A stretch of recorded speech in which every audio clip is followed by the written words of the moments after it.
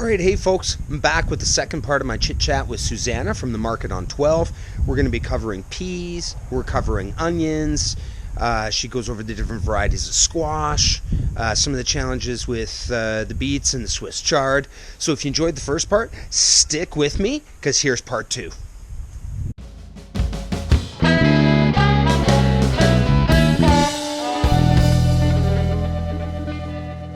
What's the seed heads? That's canola. That's one of our... Oh, is it? Yeah. That was supposed to be the onion patch. But we struggled with the transplanting this year. Okay. In spite of all the rain we had, the onions did not take. And I think it goes back to our transplanting method. Okay. And again, we're using one of those tube transplanters. But because onions are so long and skinny, it's a smaller diameter pipe that we use. But to get the onion through that pipe, you have to cut the roots quite severely. And I think that sets them back. Okay, because I follow a friend of mine does market gardening out in Ontario, and she's merciless when she's planting her onions. Like she cuts those roots and the greens right back. Yeah. Like when I first watched, I was like, oh my God, there's not going to be enough? And yeah, well, has nice onions every year, so. Yeah, like last year we did okay. Last year our issue was weeding. And this year the first couple rows were replanted. They were gone through once. I think Dad got through them once with weeding. And onions don't compete. I was just going to ask because I had heard that, but that doesn't mean it. And I've heard that they just really do not care for competition. You see, they're really small, and they should be 4 times that big. And the tops are just now starting to go over. So I don't know if it's even worth harvesting any of them. Yeah, see, that's probably got another 2-3 weeks of growth to go to get to any kind of size. And then the tops need to go over. And years ago I was told onions put 1/3 of their growth on after the tops go over. So you never... Really? Yeah. You never want to force the onion top over. Really? Yeah. Huh. They put on 1/3 of their size after the greens fall over. Yeah. Well now, brown cow, I have been harvesting too soon a lot of times then. Well, not necessarily, because you can take them when they're young and sell them as a greener onion, or people can use the tops. Sure, yeah.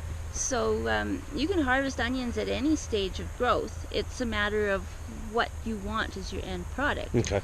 And if you're looking for big storage type onions, then...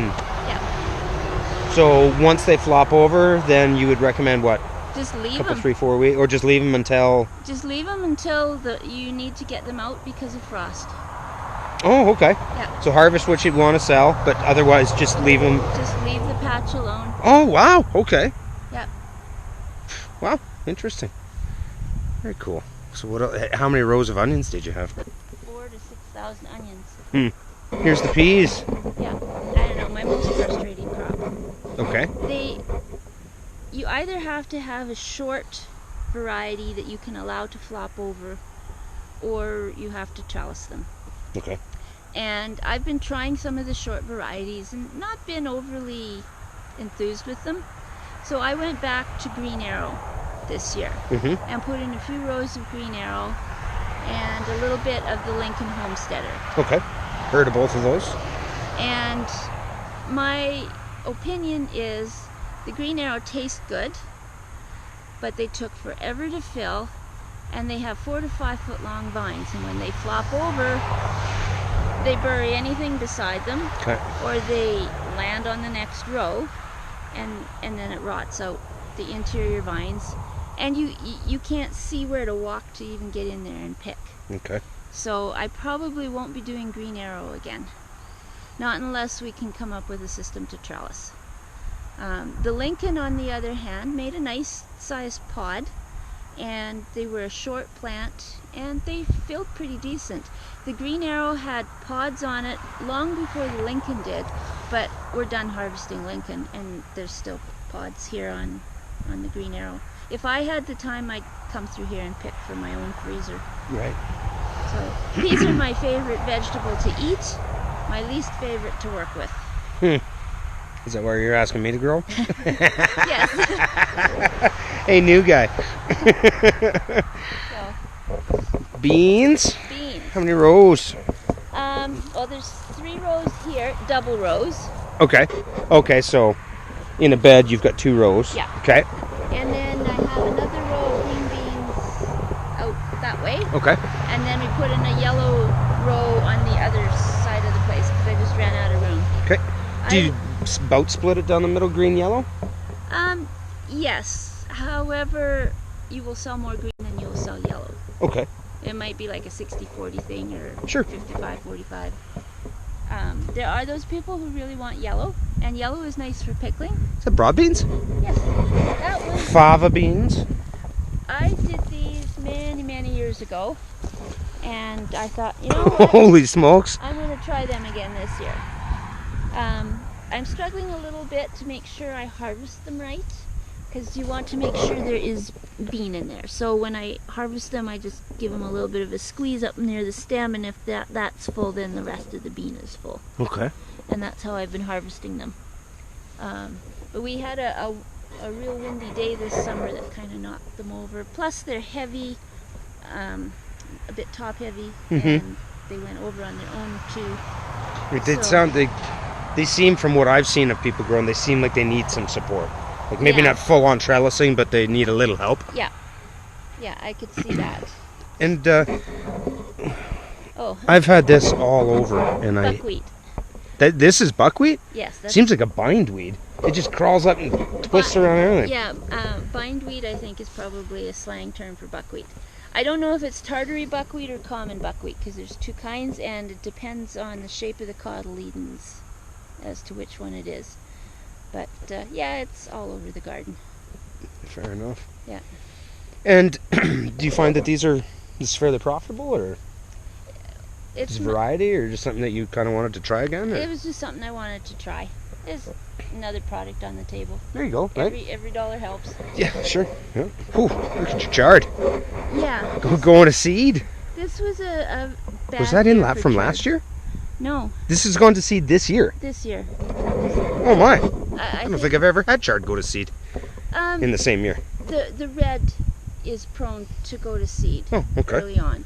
But this year the whole patch went, and I've been growing chard since about the late 90s, and this is the worst I have ever seen it. Oh, goodness sakes! Look how tall that is. That's over 6 feet. So it wouldn't surprise me if I have volunteer chard everywhere in the garden next year, Right? Yeah. because it does winter over in the ground quite nicely. Yeah, I had some out in my front yard that had come back from overwintering, and of course, did this, and I had seeds everywhere. Yeah. So you get a bunch of beets, I see. Yes, we do. The staple, or one of the staples. Yes, we do the round ones, Okay. the cylinder ones, and the golden ones. Okay. And my favorite is the striped ones. They're striped pink and white In the inside? Yeah. What are they? It's like an Italian. Chioggia. Yeah, that's it. That's it. And they're my favorite, but I quit growing them because customers won't buy them. Really? Yeah. What, do they think something's wrong with them, or they just? They're not the traditional. Oh, okay. So what is that, like Detroit Red? No, that's one that I really don't do. Oh, okay. I do things like Kestrel, Moneta. I've done Radina, Cylindra. That's what I grew this year with Cylindra. And again, because I like pickling, so. Yeah. I'm being totally selfish with my product selection. Yeah. So, and again, even with the cylinder beets, well, it's not the right shape. Customers are funny that if it's not a white cauliflower, I can't eat that. My kids won't eat that because it's purple. Well, the kids won't eat it because it's purple because you have told them that they won't like it. Right. Don't do that. Stop making up their minds for them. Yeah. Let the child taste it and decide for themselves. Right. I have a niece who is picky on what she eats, And I had extra broccoli and cauliflower here, and her family was here, and I says, do you want a broccoli and a cauliflower to take home? And they says, sure. So I brought out a big orange cauliflower, and she was tickled pink to have it. Right? Because it was orange and pretty and unique and yeah. And large, and yeah, she was happy with that. Some of your zooks are turning into marrows. Yeah, they're getting quite large, but that's okay. There is large ones. The meatloaf? Yeah. Well, we do that a lot. Whenever we get a big one like that, cut it, scoop it, and then the wife makes meatloaf, puts it in, that goes in the oven, and okay. Oh my stars. Very, very good. Okay. Yeah, baking, people freeze it. Okay, yeah. Zucchini loaves and breads. Yeah. Yeah. When they're smaller, they make a wonderful bread and butter pickle. Okay. So I have done that. Over here is patty pans. Oh. That's what happens when they get too big. That's getting just a bit big for selling. I find them a little bit frustrating to grow because they will sit at about 1 inch diameter all summer long. And then one day you'll come out here and they'll be that big. And just boom. Yeah. I started my patty pans so late. Well, I guess that's not true. My second sowing of them went in quite late, and they're just now, just now. So if I could luck out and get another 3 or 4 weeks, I'd actually have a harvest out of them. But okay. So how many different varieties of squash are you growing this year? Well, I do about 3 on the zucchini because I do the yellow zucchini as well. Yeah, I got those going in my second sowing. There's 3 varieties of the patty pans, though I don't do very many of them. Okay. I have a green. The light green or the dark? The dark green. Oh, okay. So, and that one's not even healthy. So the green I don't find does very well. Okay. But the yellow, and then there's, I think that first one we looked at is a lot more star-shaped. Yes. So I think it's a different variety. Yep. So this is vegetable marrow. Okay. Yeah, I grew that This is summer squash. a year or 2 ago. And not very many people grow it. Okay. It's hard to find seed for it. But the customers who are familiar with it love it. Okay. And they, just like a zucchini, that's how they would eat it? You can make it into marrow butter, which is like a jam. Oh, okay. That's what I grew up with. I knew vegetable marrow before I knew zucchini. Oh, okay. Because Mom made it into marrow butter. We lived on the farm, didn't have a lot of income, so that was cheap jam. Huh, interesting. So, and then you can bake it with, stuff it with hamburger or sausage, onions, celery, tomatoes, that sort of thing. Okay. And some of the people with European background, they use it for special recipes that they've got too. So I do have a few customers who know that I grow it, and they come for it. That's nice. That's really good. Here's your yellow. Yep, zucchini. People are scared of yellow zucchini. Oh my, really? Yeah. I think it looks so good. Yeah, mix your yellow and your green. Yeah. I don't find a flavor difference or anything other than the color of the skin. Color has no flavor. Right. Well, right. So this is my new thing this year. They are getting big. This is a banana squash. A banana squash. I've never heard of that. Yeah, I put. Almost looks like a Hubbard in a way. It's either Hubbard or kabocha. Okay. That it's kind of related to.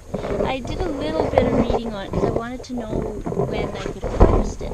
And oh, geez, they got some weight to them, eh? Holy. that's good. Yeah, right? I've just left them alone in the field to do their thing. And I see them more than any of the other squashes out here.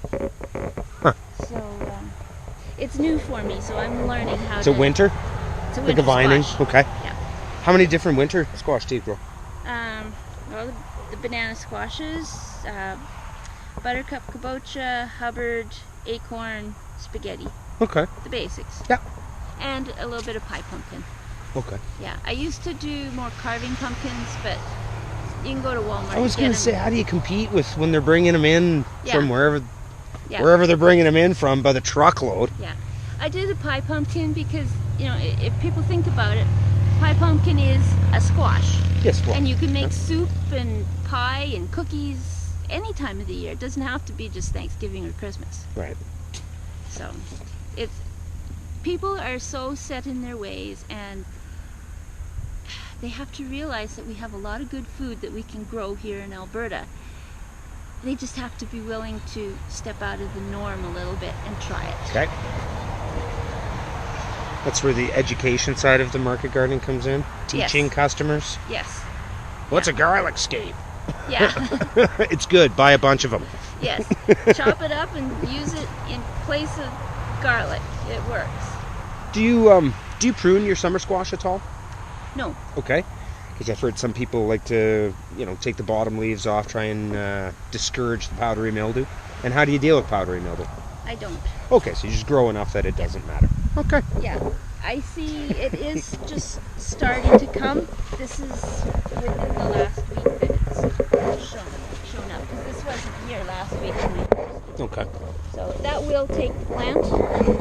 But that comes every year kind of regardless, doesn't it? Yeah, well, some years it's worse than others, and Sure. I'm actually surprised, like the peas in particular, I'm surprised they didn't have it. Yeah, because they get all just dusty. Yeah. Right? Yeah.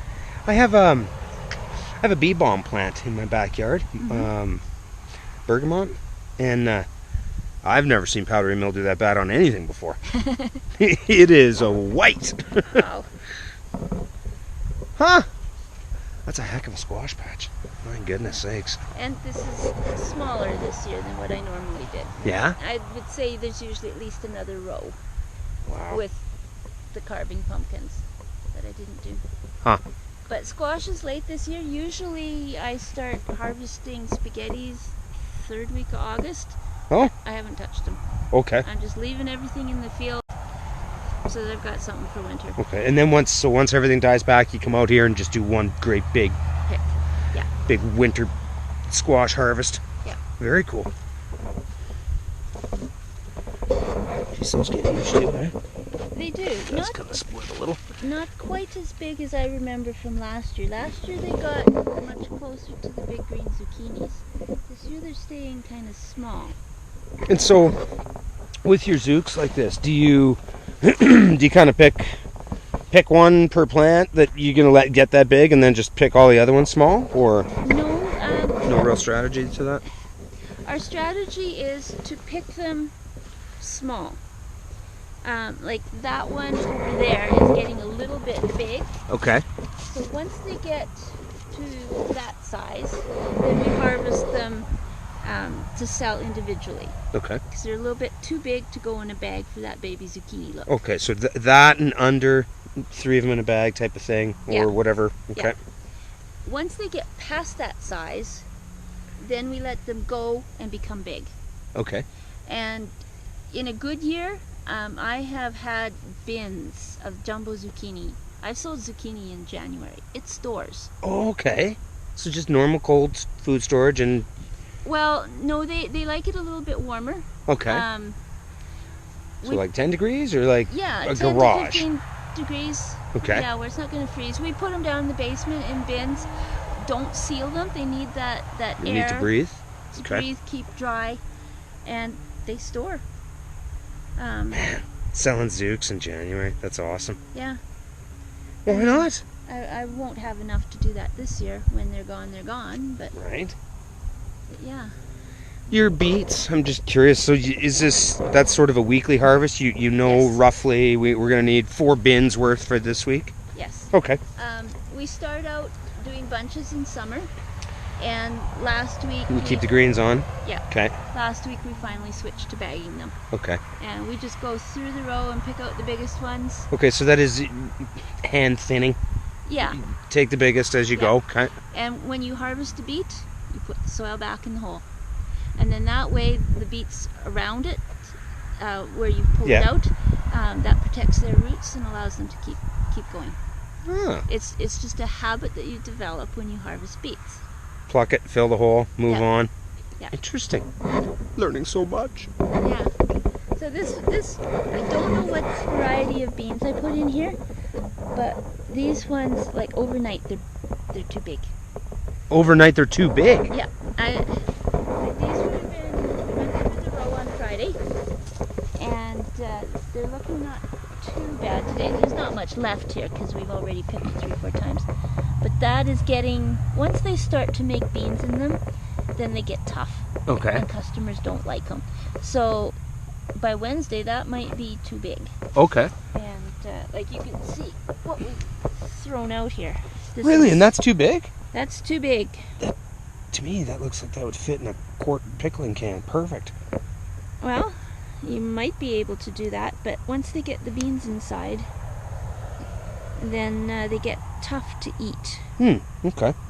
So I pick and pitch. Chuck them out in a row? Yeah. Pick and pitch. Yeah.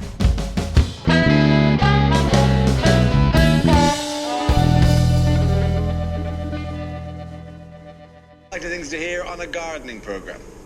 Gardening. All the effort of farming, but none of the profit.